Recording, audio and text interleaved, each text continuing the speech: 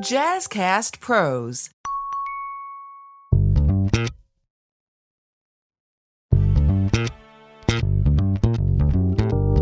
Welcome to the Healthy Illness Podcast. I am your host, Kelly Marie, and Healthy Illness is a podcast helping you build healthier relationships while living with mental health conditions.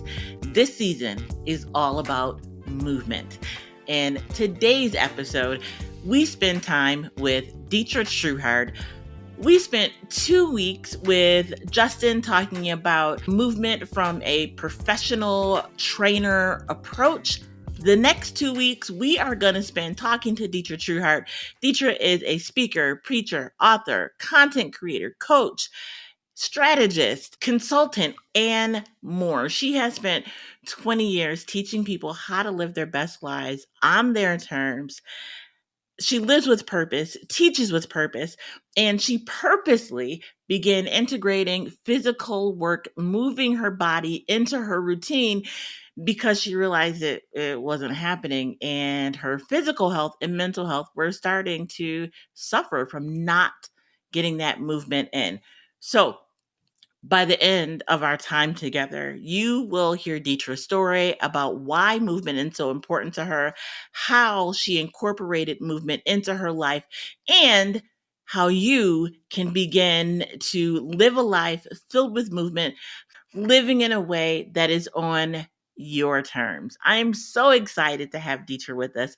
This is my girlfriend. We have known each other for, oh my gosh, decades.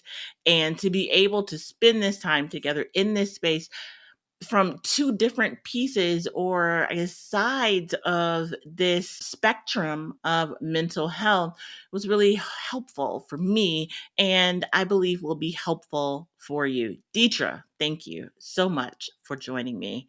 And so one of the reasons why, and I think I told you this before, that I wanted us to talk, we talk all the time. I mean, to me, we talk all the time. I know the other people that talk a lot, we don't talk a lot at all. But for me, I feel like it's all the time. But we have girlfriend conversations, we have spiritual conversations, we have mentor conversations, and I can't toggle those relationships with many people, but I really need those kind of toggles for people so they can understand me and I can better understand them. Because if you only come to somebody as the friend or as the fill in the blank, the sister, as the, you miss so many parts of a person. Like who I am to my kids is not who I am to no one else has that relationship with me.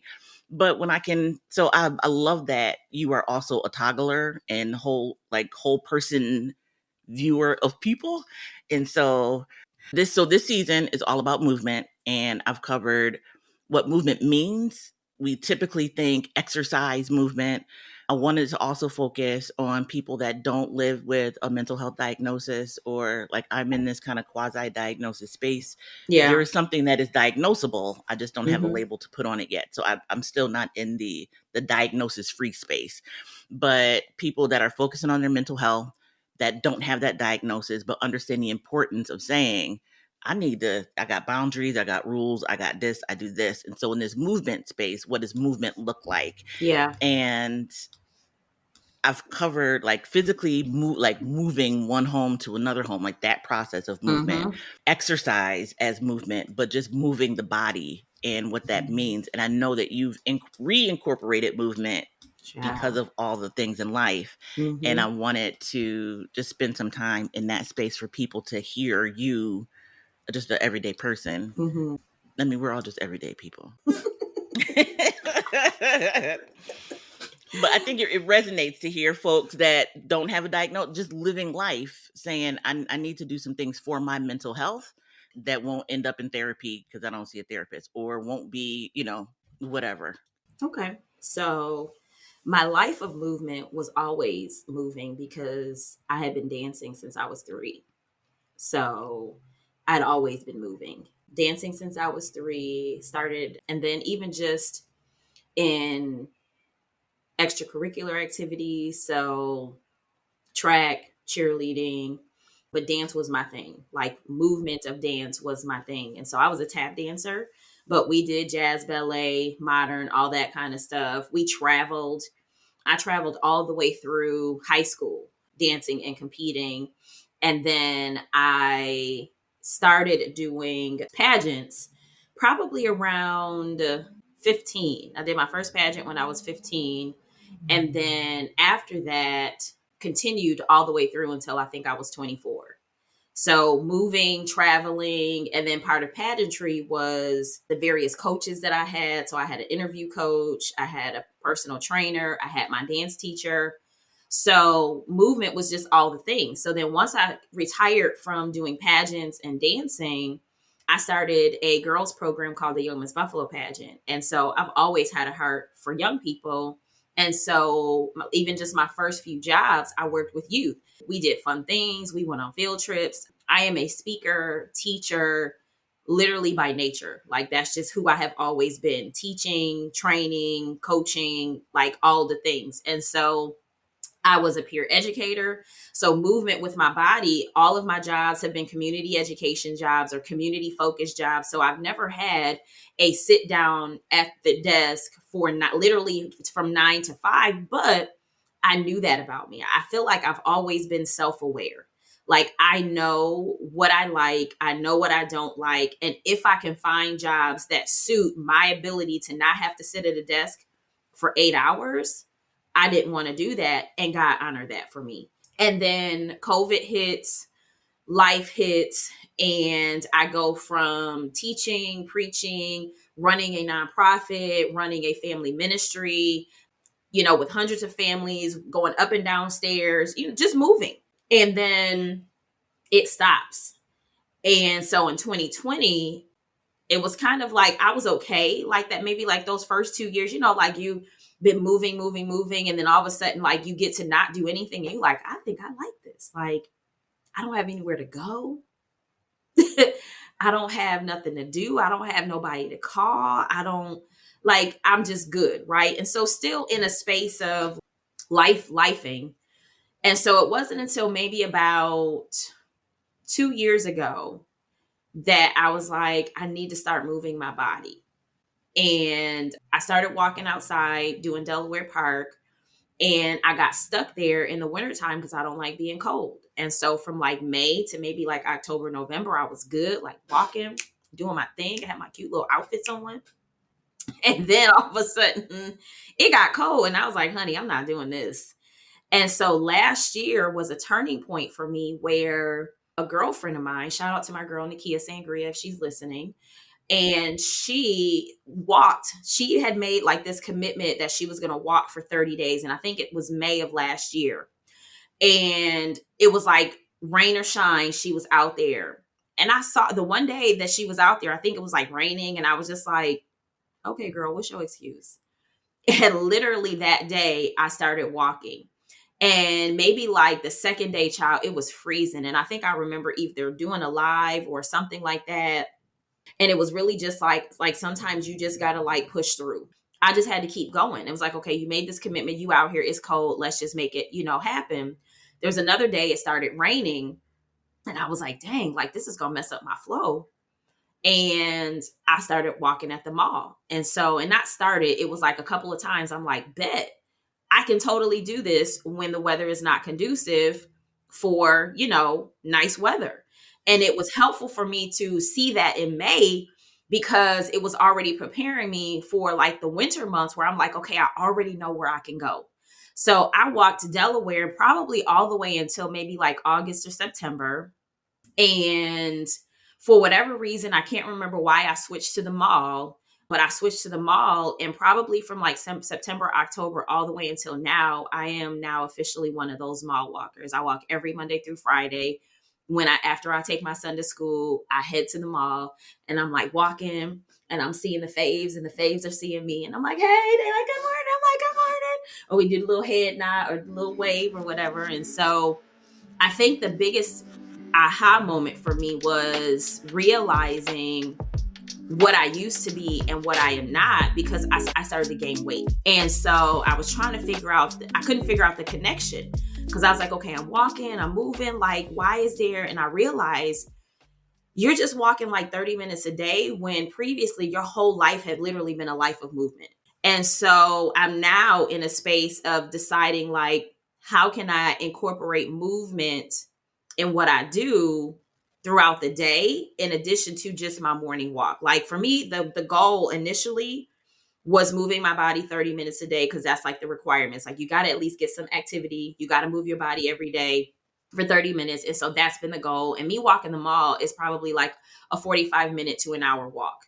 If I'm doing really good, it might be like 38 to 45 minutes. Like I might be able to get done in 45 minutes, but I'm now at the point where I'm coming up on my 1-year walk anniversary. Whoop, whoop. And so I'm just trying to do more with that. I'm pushing on 50 in a couple of years. And so I know my body is transitioning and just I'm trying to, make it past 100. I keep saying, Lord, I thank you because I'm going to be 100 and feisty. Amen. Yo, listen, that's what's up. Yep. So you have a walkiversary, as we want to call it. You got your walkiversary coming up soon. Mm-hmm. But you said something that I'd like for you to go back to and speak into a little bit more. And you're welcome to say no. But we are at church in a year, not a year, but just understanding that we know worship is a lifestyle.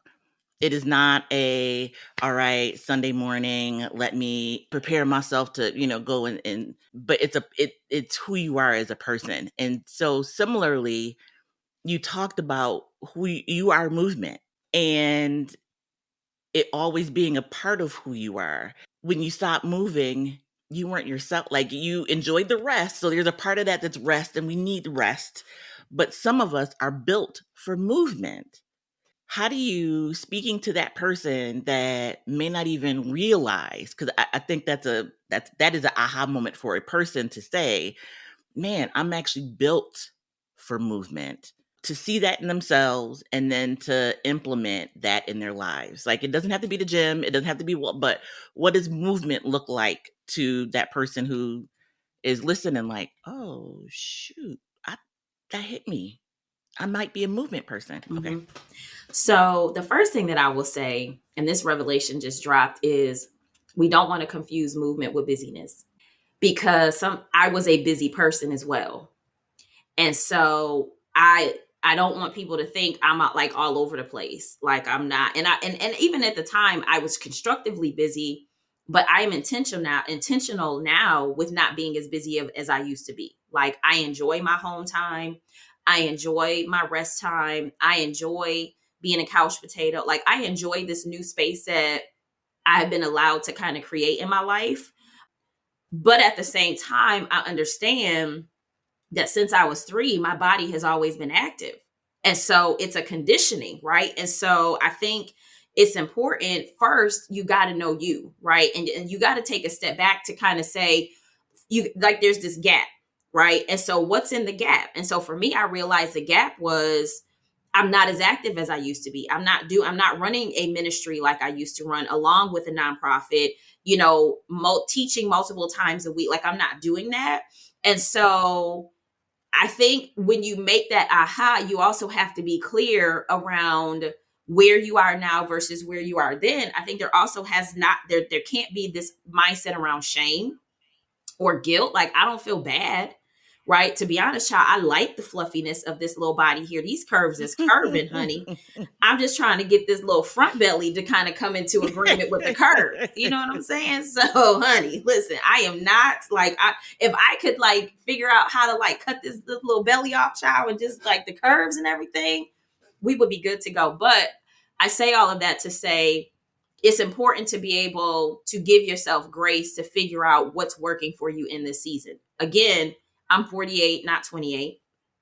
So the way that my body used to be when I was 28 is not how it is now. My metabolism is different. And people, you've known me for years, so I used to be tiny, child. And people look at me now and still think I'm tiny, but compared to what I was, honey, listen, I'm not tiny at anybody by any means, child. Listen, you got to add a 1 child to that too now, okay? But the reality though is I think you have to know you enough to know the season you're in. You got to know what's working for you. And then for me, I knew me enough to know I'm not going to nobody's CrossFit gym.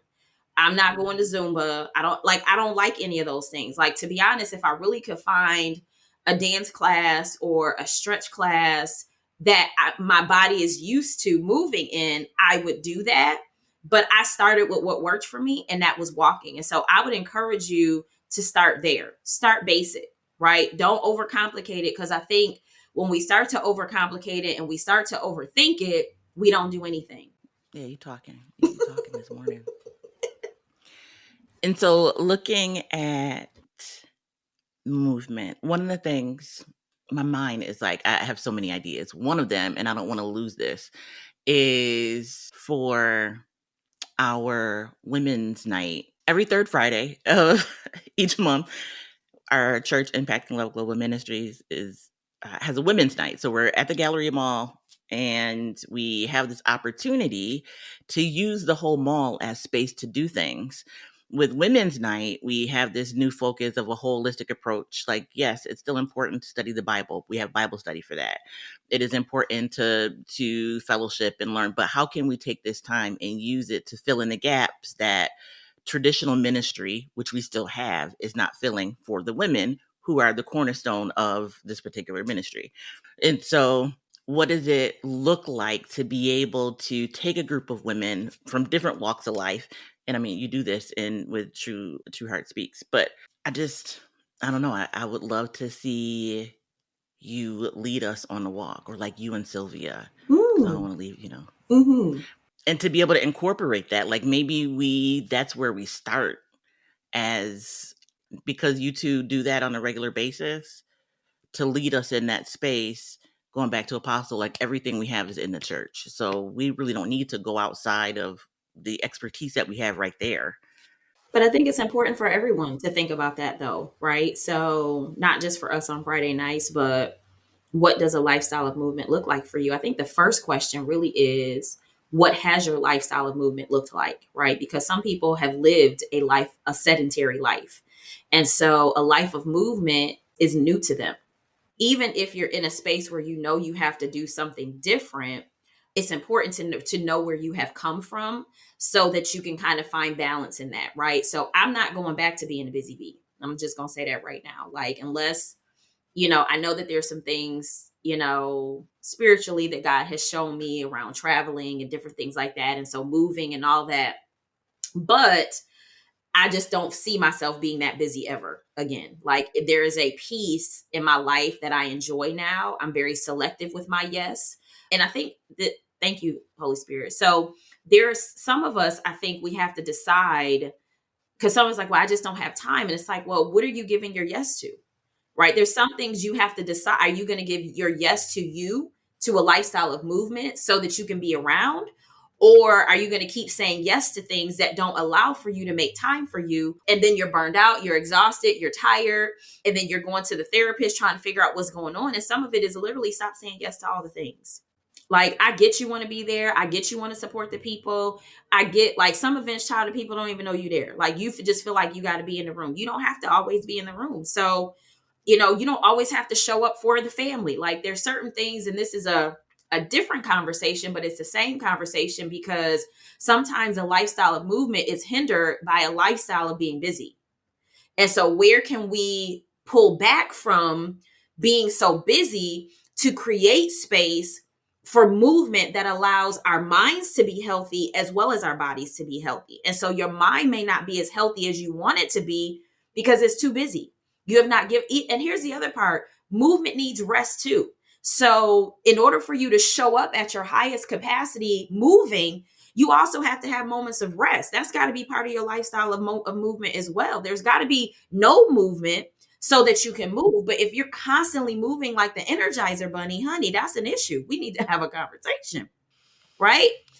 This is good. So let's continue this next week. We are going to dive deeper into this conversation. Detra, thank you for taking the time to spend with us today. And we're going to continue to have this conversation next week, where we dive deeper into owning and living this type of life for ourselves. If you are looking for someone to talk to, you can dial 211.